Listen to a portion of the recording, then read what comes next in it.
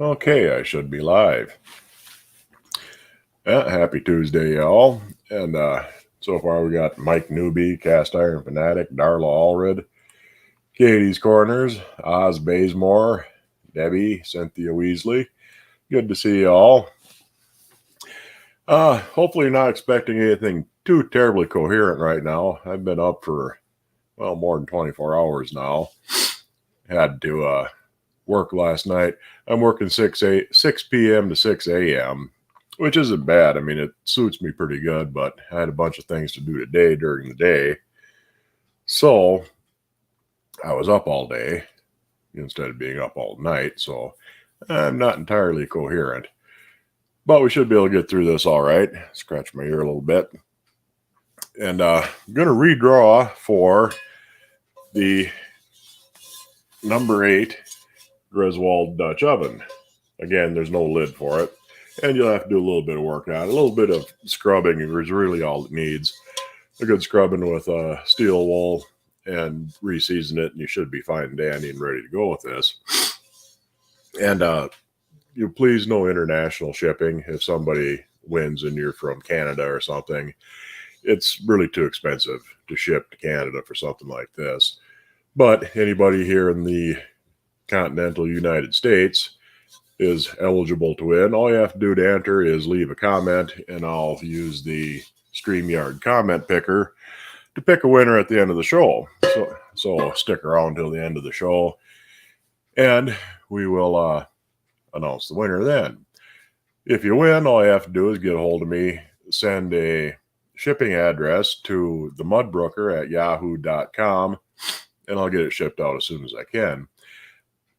Cora Scotch didn't get hold of me with a shipping address, so I'm going to have a redraw here.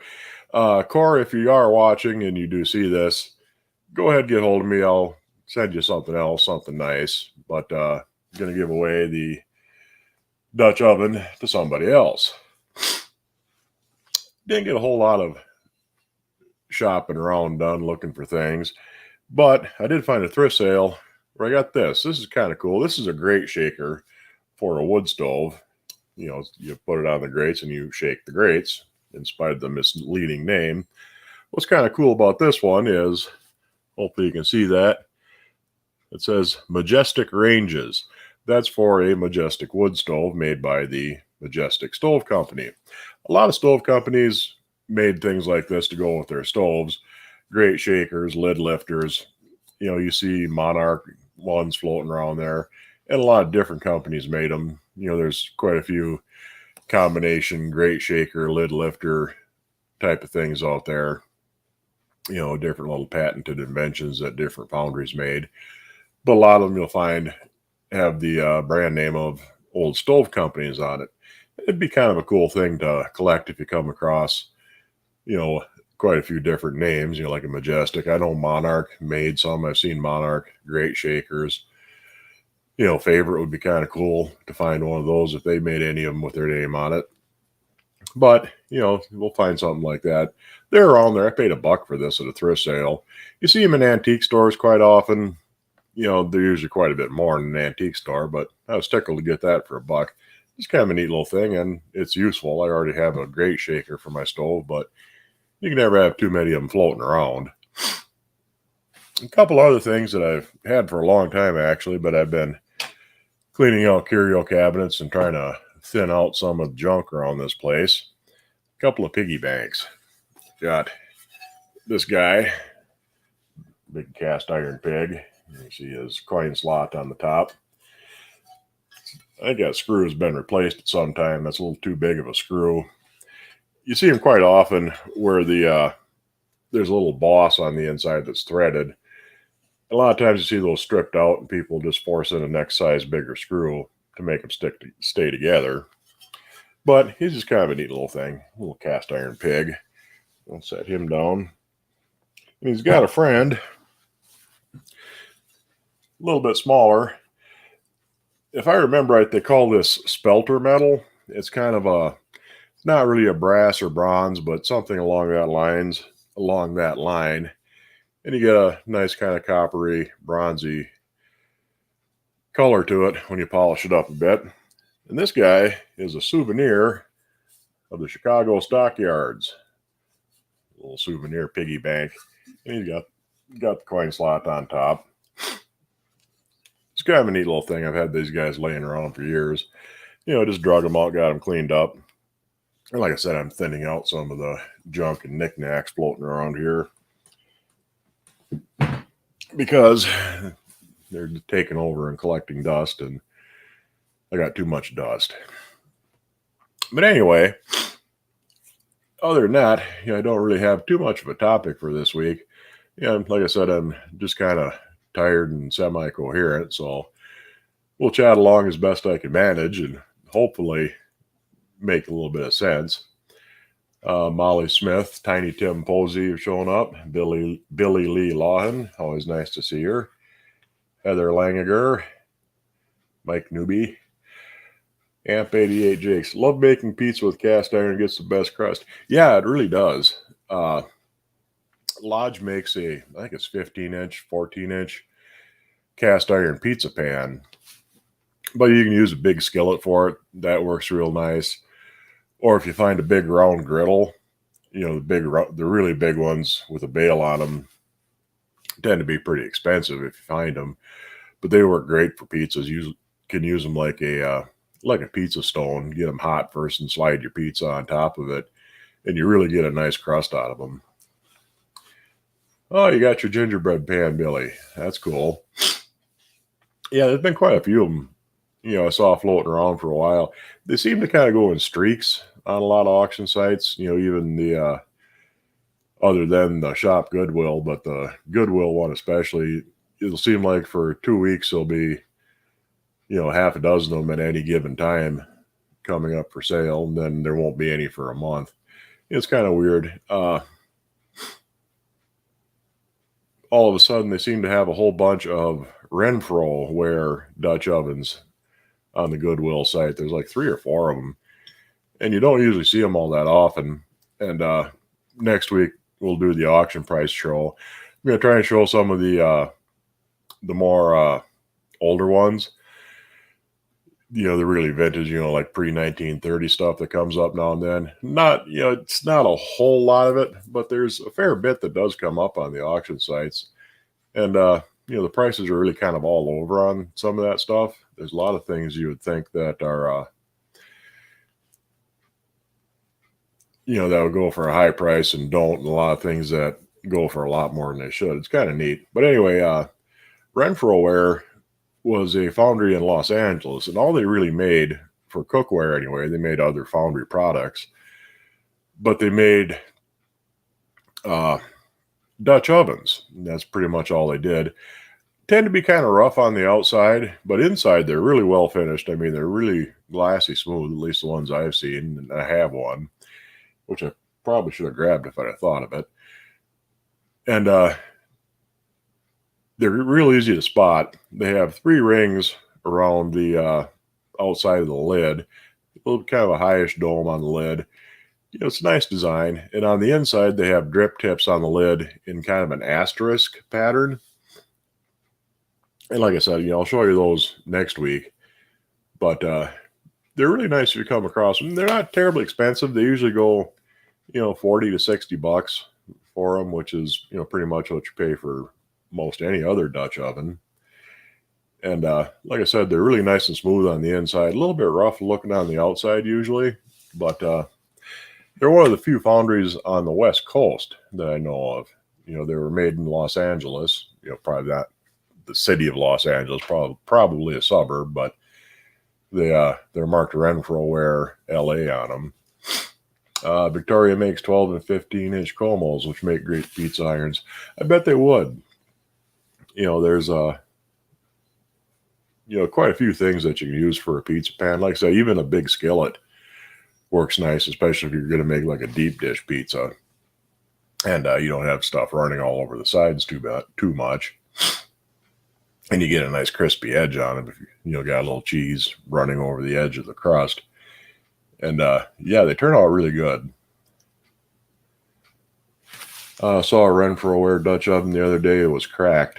Should have got it just for the lid since it was only $5. Yeah, I mean, as a general rule, something has a lid, even if the bottom is cracked and broken, if the lid is usable, it's definitely worth getting it for $5.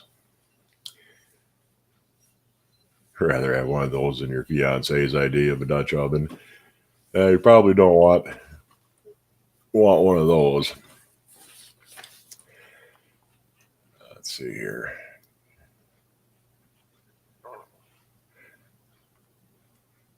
I have got a little bit done on videos. I got a couple of them started filming anyway.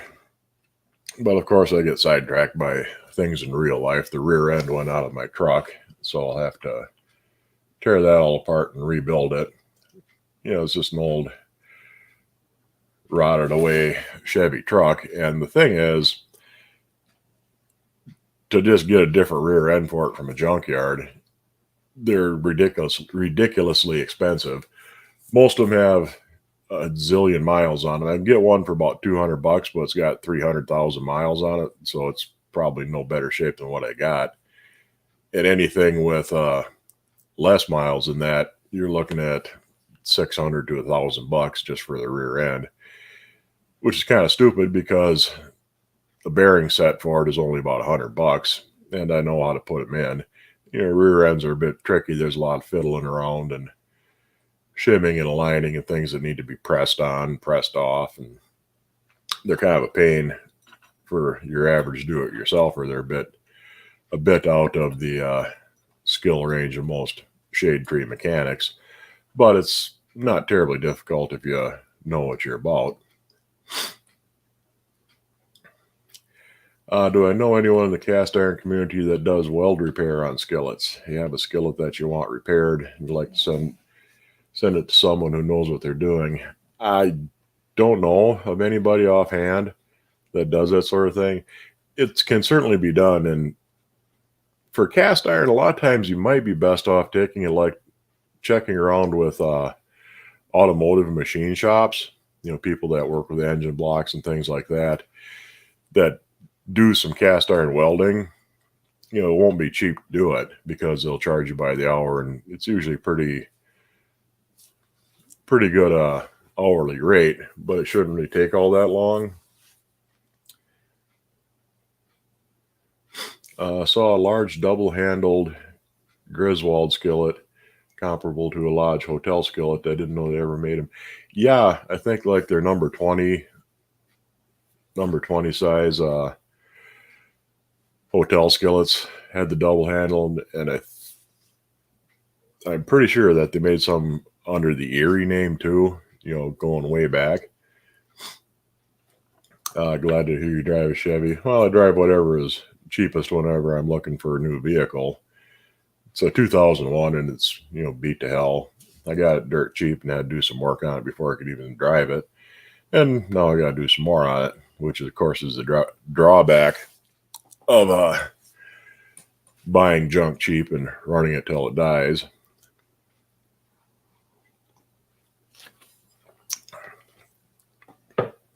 And I'd be willing to bet that Lodge hotel skillet is going to go for a pretty good amount of money, because they're not very common. They're mostly, commercial cookware, restaurants, hotels, that sort of thing. They weren't the mainline household item. But there's quite a few different makers that made the big hotel skillets, the vintage ones. There's some that are unmarked. I'm not sure who made them. Griswold did. I think the biggest that Lodge or Wagner ever made was like a number 14. But they might have made a hotel skillet, but I don't remember right offhand. But Lodge makes one now. Their 17-inch skillet has the double loop handles on it. And, those are in current production. A lot of people really like those for camping and things like that. They work really good. But the vintage ones are pretty spendy. Back up here, make sure I didn't miss anybody. But yeah, Natchez River, your best bet, probably be an automotive machine shop.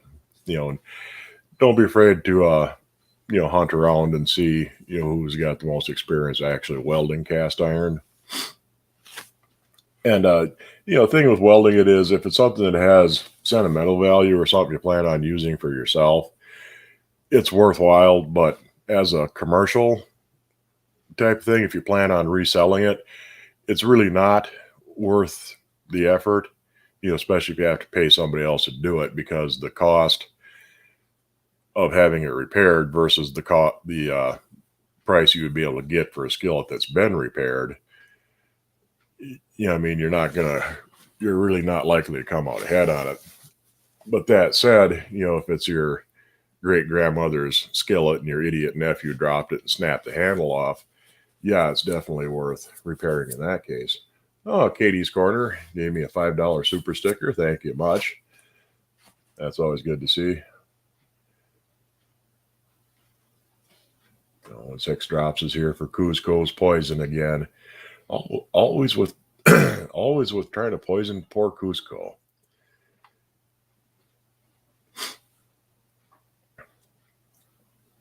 Can I please repeat what lid the winner will need to find for the Dutch oven? Yeah, a number 8 Lodge 10.5-inch lid works on it good, and so does. I actually still have it sitting here from last week. It shows you how ambitious I've been about cleaning and organizing. And so does that's a BSR Century series. Actually, it's upside down. And you can see the markings on that. The number 8-8, 10.25-inch. And it has the 7 in parentheses. If you find one marked like that, it'll definitely fit. And it fits real nice on there. It fits just perfectly. So, that, BSR Century of that series definitely fits it.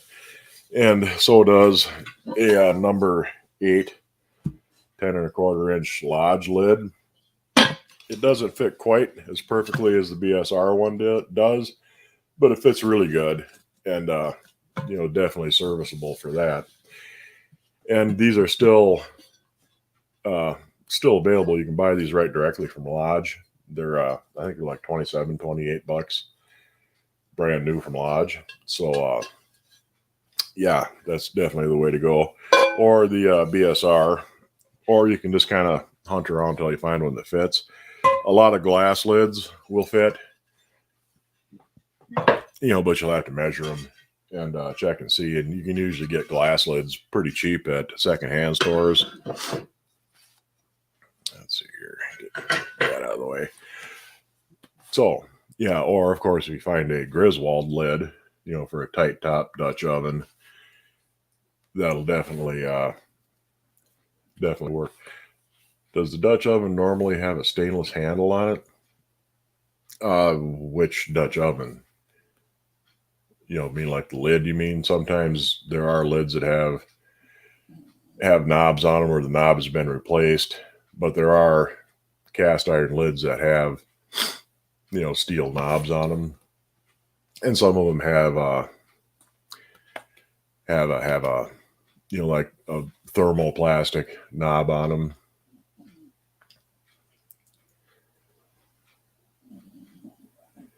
Only found a glass lid for my square skillet. Not perfect, but better than using foil. Yeah. With the Wagner Ware Magnalite lids, they don't really fit the cast iron square skillets.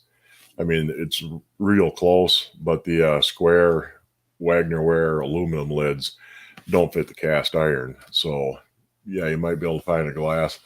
Square cast iron lids are really scarce, and if you do come across it, you're going to pay quite a bit for one. No, I haven't done the drawing yet. I'll do that at the end of the show, so stick around to the end of the show. All you need to do to enter is leave a comment, and since you already left a comment, you're already entered. Stick around and see who is in there, And if your name is drawn, get a hold of me at themudbrooker@yahoo.com with a shipping address, and I'll get it sent out.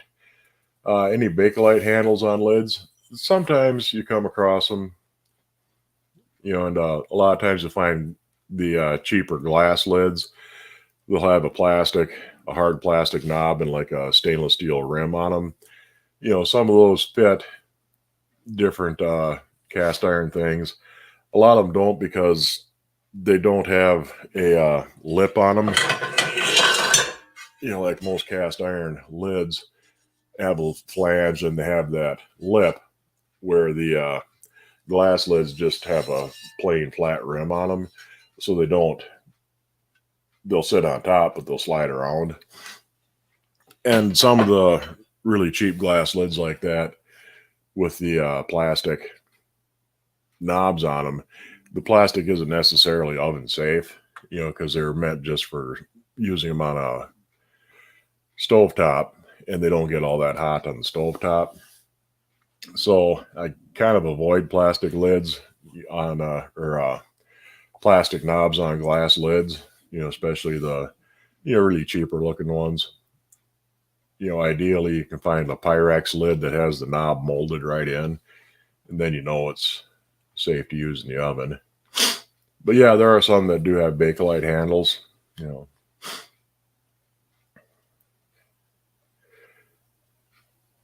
No, let's see. A bunch of fire trucks went by. Yeah, that would be distracting. But no, like I said, my email won't accept messages. That's odd. I tell you what, why don't you cast iron restore?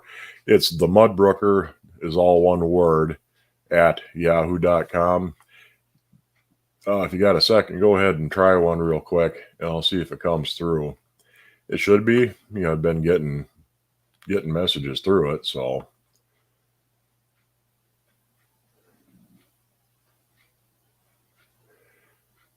I believe you saw a square cast iron lid on the Goodwill auction site. Not sure of the size. Yeah, I haven't actually checked it. It's the Mudbrooker, all one word.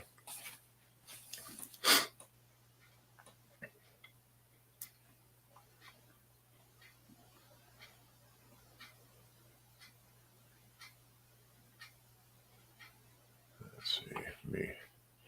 I'll give you a minute or two to get the email sent, and we'll see if it comes up. But yeah, when you do find square cast iron lids, they're usually pretty spendy, because a lot of the square pans didn't have lids to begin with, and the ones that did, people didn't necessarily get a lid for their pan. So you don't see them very often usually. I have a whole list of stuff you missed out over the years. You remember that? Comfort Dolls, it's nice to see you. Always wondered what your pan is. No markings and rather shallow sides for a skillet, but not low like a pizza pan. It could be, they called them either shallow skillets or skillet griddles, and they were, a skillet with a real low side on them. There's also some Taiwanese imported ones that tend to have low sides that are really sloped out farther than your usual cast iron. But those usually say made in Taiwan, or and they have a size marking on them. But with no markings, it could be some type of a shallow skillet, or a skillet griddle, they sometimes call them. And it could be a Wagnerware, because I know Wagner made some unmarked skillet griddles like that.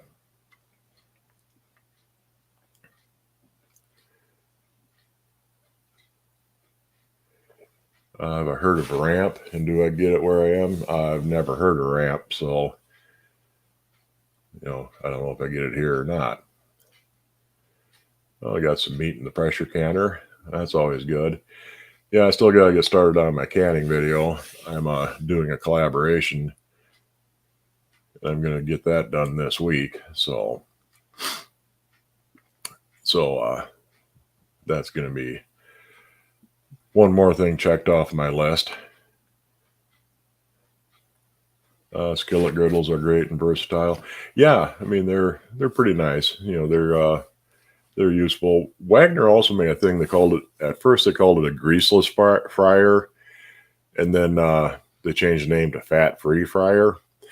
It's basically a griddle type of a pan that has a gutter around the outside, and I've got one which I think I got buried over there in a pile, and they're pretty interesting. Sound like you have allergies bad today. I don't really have allergies, but I got something that's irritating the hell out of the inside of one nostril. I don't know if it's a ingrown hair or something in there, but it just drives me nuts, and it's making my nose run a little bit, just enough to be an annoyance.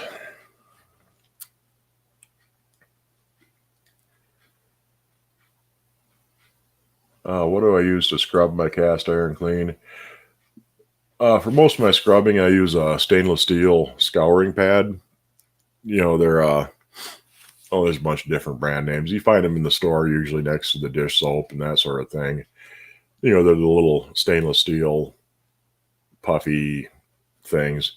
And I take two of them and I roll them together like a pair of socks to make a bigger pad out of them. They only cost like $2 for 3 of them. And those work real good. So, that's what I generally use, for my, day-to-day cleaning when I need to scrub a pan. And I use that for when I'm restoring them too, because it does a nice job of knocking off any little bits and pieces that don't come loose with the lye or the electrolysis.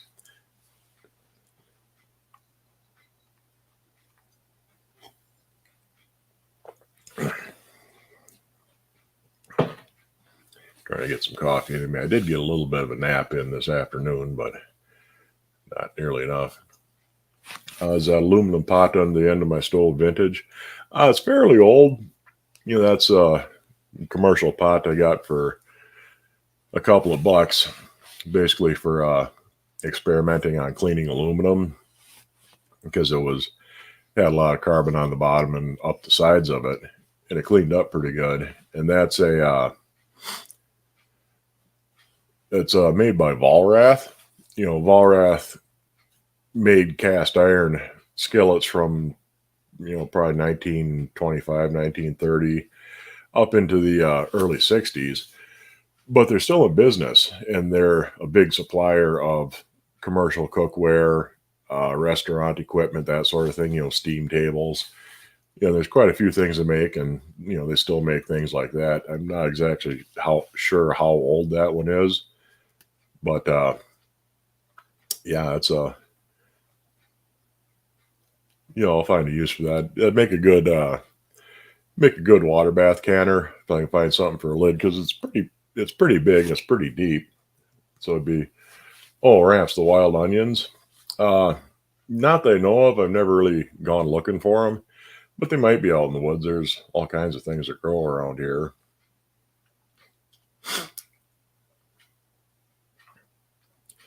Anybody have luck with induction burner on cast iron? Maybe you're not preheating. It seems to burn the middle of the pan.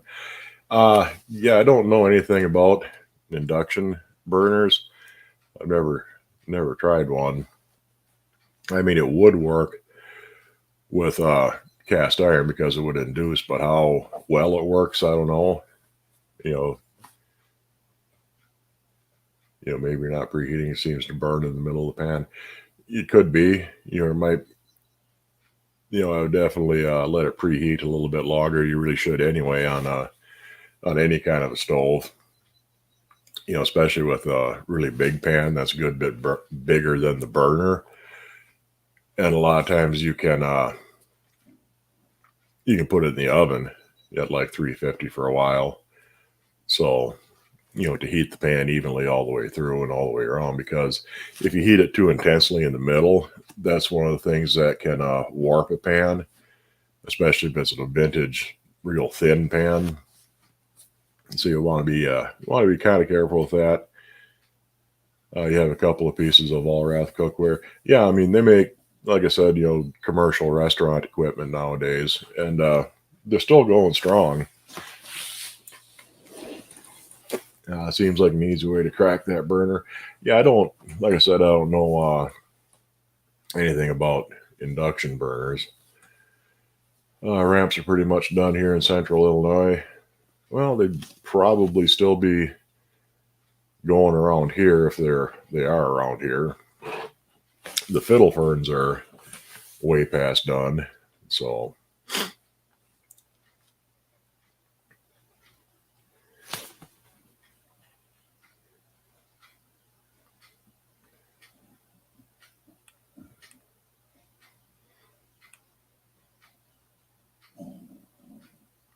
I think I got all the comments there.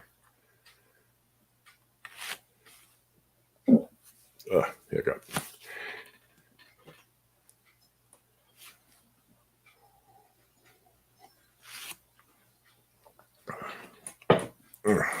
Okay, what else? I'm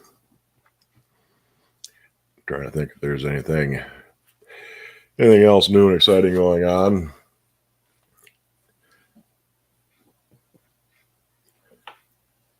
But it looks like for the time being anyway, I'm going to be pretty much on Tuesday nights.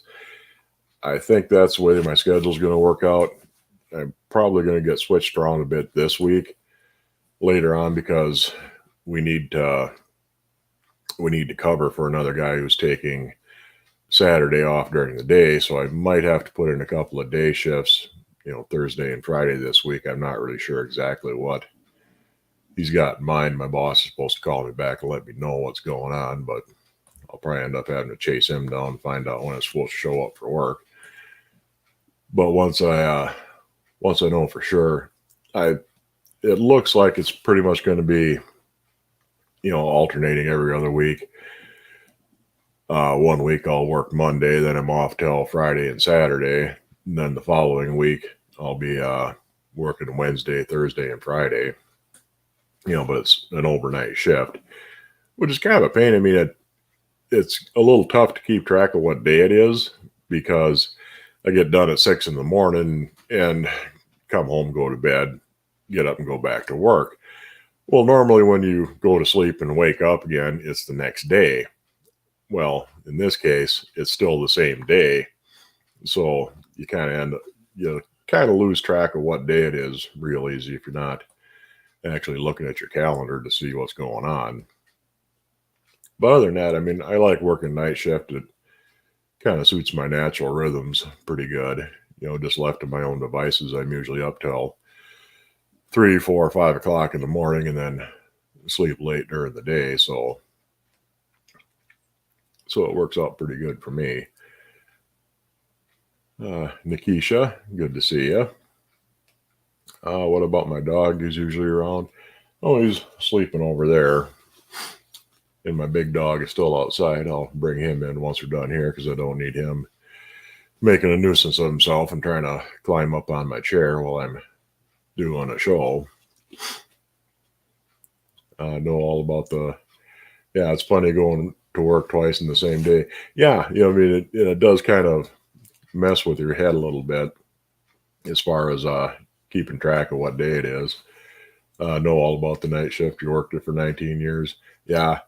And, it's best if you can stay on just a straight night shift if you don't get stuck in, a swing shift type of deal where you're constantly, work for a couple of weeks on nights and then you work days and then you work afternoons, and that sort of thing isn't good for you. But, if you're just on a regular shift where you can stay with it,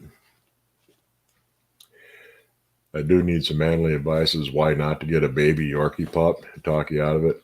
Get a Mastiff. That's what you need. Go to the other end of the spectrum. Get the biggest dog you can find because, if worse comes to worse, there's a lot more there if you have to start consuming your pets.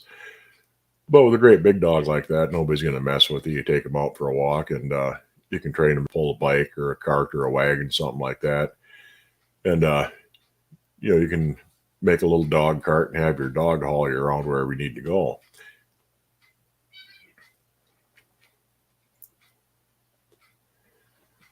You have a number 11 unmarked Vollrath from a late neighbor. It's a great pan. Yeah, Vollraths were nice pans. And yeah, 3 unknown skillets and bags and oven cleaner soaking. My first from scratch restoration. Wish you luck. Well, good luck. Should work out for you good. You know, the oven cleaner works pretty good. You know, and even if you have to do it twice, it's not like you're putting whole lot of effort in it. You just got to spray it down again. Let her sit for a few more days. Something that big might consume you first. No, you teach them not to. I mean, Mastiffs are, you know, they're big babies, really. Desperate to be a lap dog, even though they weigh 200 pounds. So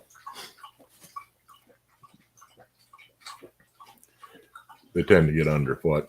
I used to have another Mastiff, and he was great at being inconspicuous. I mean, you wouldn't think so, a dog that big. But he would lay down and disappear. I mean, he'd, you know, lay down on the edge of the couch or something like that, you know, where he was just out of your line of sight. And yeah, it was weird. I mean, you wouldn't think a dog like that could manage to hide that easily. But you'd always be kind of surprised, you know, dog stands up and starts walking across the room, you know, where the hell did he come from? You have a couple of 70-pound lap dog land sharks that take you for walks. Yeah, well, you just get yourself a, you know, retractable leash or two and let them run till they hit the end of it. Your nerve damage would cheat a larger dog from decent exercise and you live in a condo in the city. Yeah, I mean, they do have to get out and stretch, and, you know, a smaller dog, you know, half a mile to a small dog is like 10 miles to a bigger one. So you can really work them out in a short period of time. You've been saving for a Tibetan Mastiff. Yeah, they're real cool dogs too. There's actually quite a few different breeds of Mastiff. You know, there's English Mastiffs, you know, which most people are familiar with. And there's Dog de Bordeaux. If you've ever seen the movie Turner and Hooch, that's a Dog de Bordeaux. And they're a French Mastiff. There's, you know, Pyrenees Mastiffs. There's a couple of different Italian breeds. A Neapolitan Mastiff, the dog Fang in the Harry Potter movies. That was a Neapolitan Mastiff. And there's Cana Corsos and Presna Canarios. They're a Mastiff type breeds, Tibetan Mastiffs. You know, the beasties are all over the place, really. Plus, some apartments have limitation on the size, weight of dogs allowed. Yeah, it's true. You know, they're some people just can't bear the idea of a big dog around.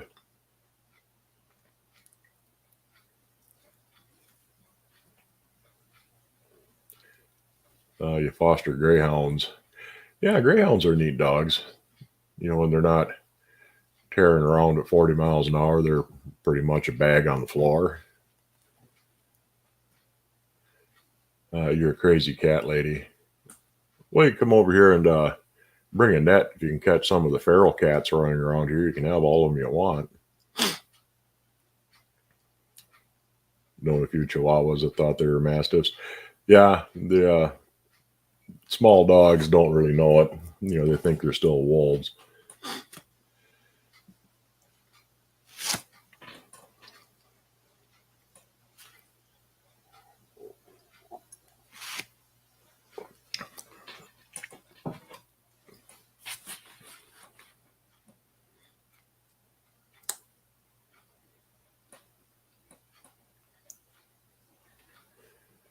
Talk about getting a dog, but it's a huge responsibility. Instead, you take in stray cats. Yeah, cats are all right too. Are you going to use your fruit press this year, you think? Yes, I'm definitely going to use that when I make my the kettle kitchen video, doing a collaboration with those guys. A bunch of us are, for uh, canning jams and jellies for the month of June. And mine is scheduled for, I think, the 14th of June. I'd have to double check, but I think that's about when mine comes out. There's a whole bunch of other ones, and there'll be links on the videos to everybody else's videos.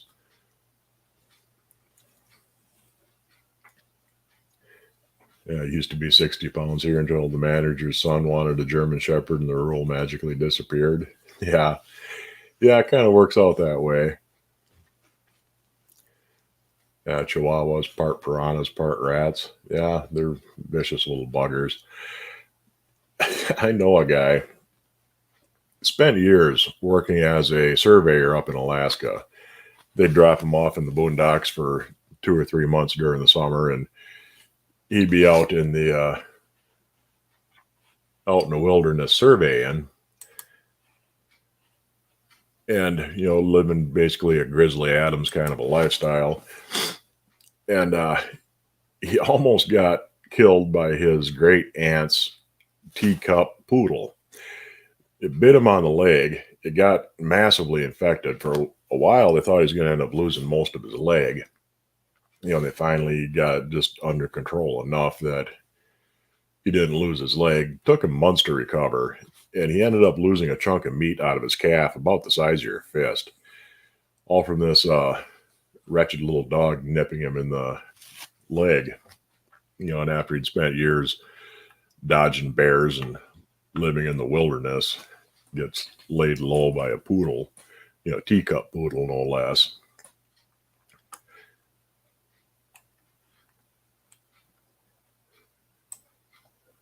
Your pets are outnumbering you. Yeah, they'll do that. I mean, cats and dogs, and pretty soon you got all kinds of things. Yeah, Grizzly Adams had Ben to protect him. Yeah, he'd have probably been better off trying to face down a grizzly bear or a Kodiak up in Alaska instead of that damn little poodle.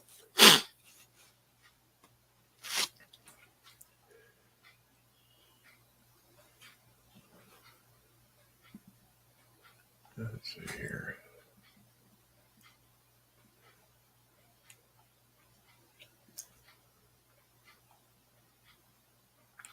And dog food's getting expensive, like everything else, I guess. Yeah. Do I collect something other than cast iron? Not really. I mean, I used to collect coins. I still kind of do. But some years back, we went broke and ended up having to sell most of them. But I still do have some here and there. But for right now, it's mostly cast iron. Yeah, you're lucky that your dogs don't realize they can take down your fence if you ever wanted to. Yeah, most of them probably could. What kind of grill do I prefer? Let me back up here. I've got an old smoker grill. It's a new Braunfels. They don't really make them quite like that anymore. It's the round, looks, it's a big round tube. Then it's got a smaller round firebox that kind of hangs on one side and below. I see a lot of them that they're pellet grills, that style, but I don't see very many of the charcoal ones anymore, and I don't really know why. I mean, they're really great for smoking and for grilling on.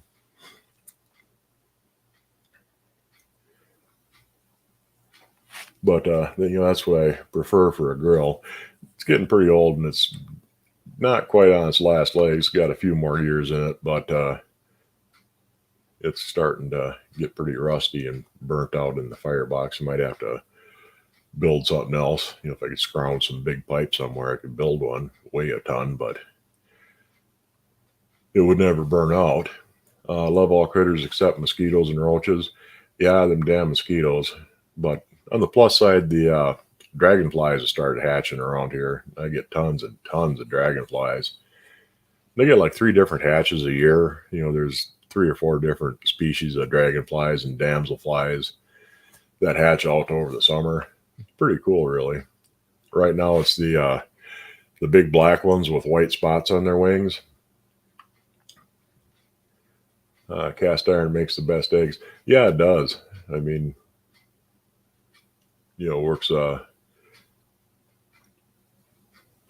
have a pellet grill, turn it into a Blackstone by putting a Lodge cast iron griddle on it. Yeah, that definitely worked. Picked up a nice cast iron pieces of Sydney O and what someone said was an initial pan.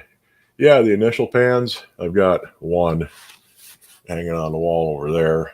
That's a FG. They were recasts of something else mostly, and the makers put their initials on the bottom.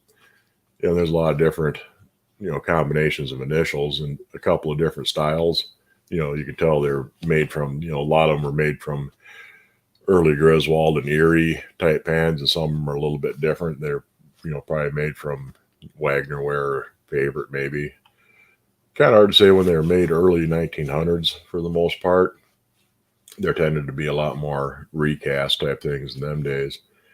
But yeah, there's I don't know how many different combinations of letters on the bottom, but they're pretty good pans all around. Yeah, they still make grills. Yeah, I mean, I suppose they do, but like I said, I mean, it used to be they were everywhere, and now you mostly see the pellet type grills of that style.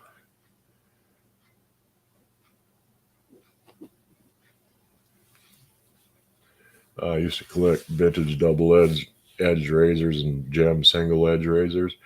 Yeah, I've gotten old.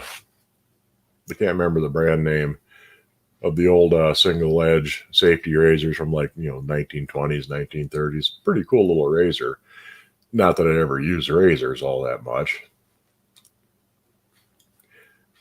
But yeah, I'll keep an eye on Menards when my other one finally gives up the ghost.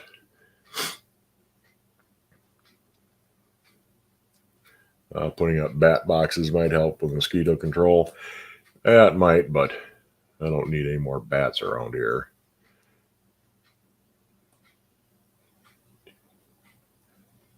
Although it probably wouldn't be a bad idea because there's been a fungus going around the bats here in Wisconsin, northern Illinois, Wisconsin, into Michigan, up in the UP.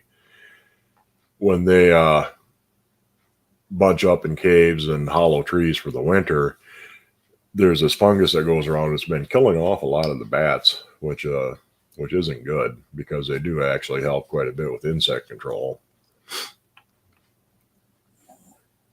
I live across from a horse farm, and the flies are huge. Yeah, you're going to get plenty of flies around a farm. It kind of goes with the territory. Yeah, we're getting spammed with the cheapest sex on Tinder. Well, cheap is usually good, but not always.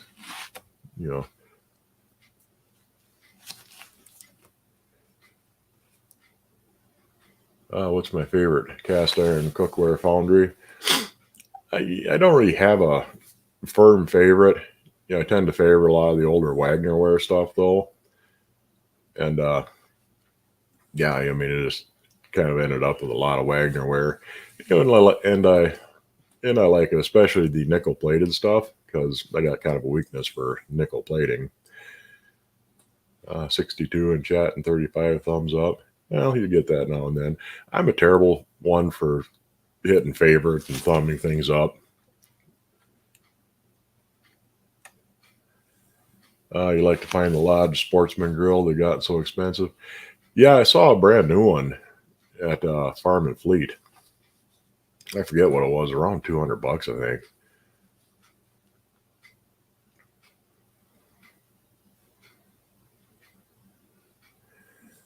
Mosquitoes will stand flat-footed as they look you in the eye and blank a turkey around here. Pull down your socks to bite you. Yeah, mosquitoes get pretty nasty around here pretty soon. They haven't really hatched out yet, but any day now we should get the big mosquito hatch when they start really swarming. You have one in the box from your in-laws. Thing is wicked heavy. Yeah, I mean, it's a lot of iron in one of those Sportsman grills. And there were a couple of different companies that made things like that. Columbus Ironware.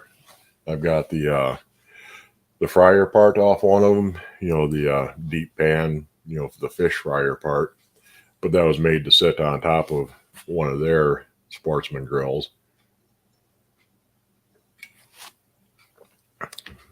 And you see them come up used now and then, but even used, they tend to be fairly expensive.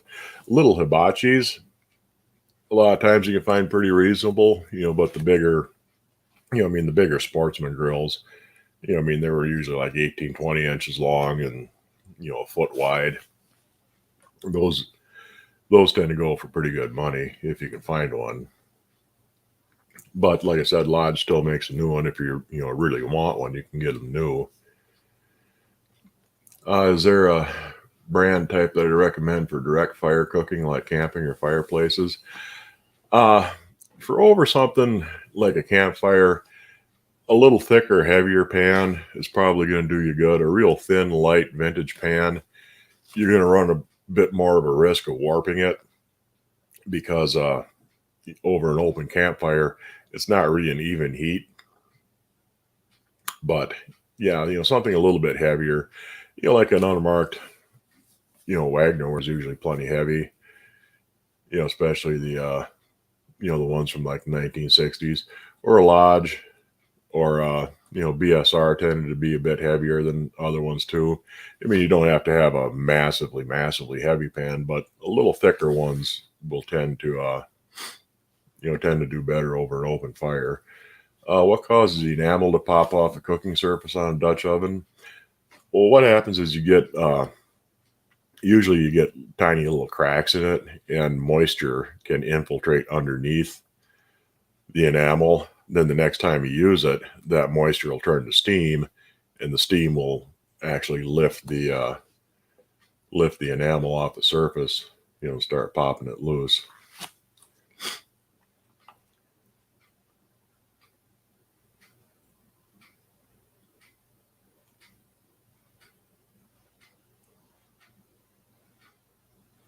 Let's see.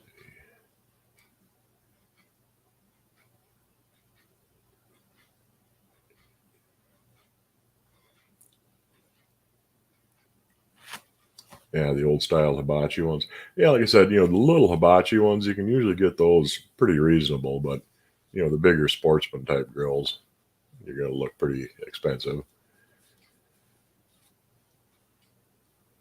Cynthia Weasley, a little bit late. A death in the family. Well, sorry to hear it. Not close, but showing your respects. Yeah, you gotta do that.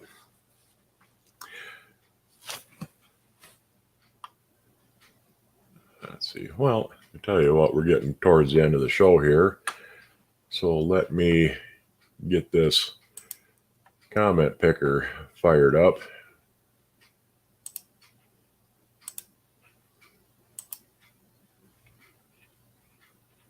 And let's see, I want to drag this down to my other screen there.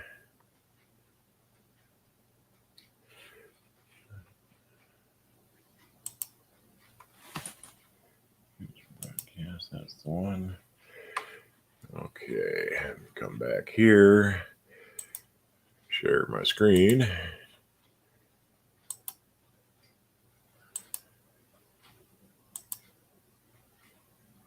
Okay, you shall be able to see that now. And we'll go ahead and do the start collecting comments. 29 entries, and we'll do the drawing here. Let's see who comes up.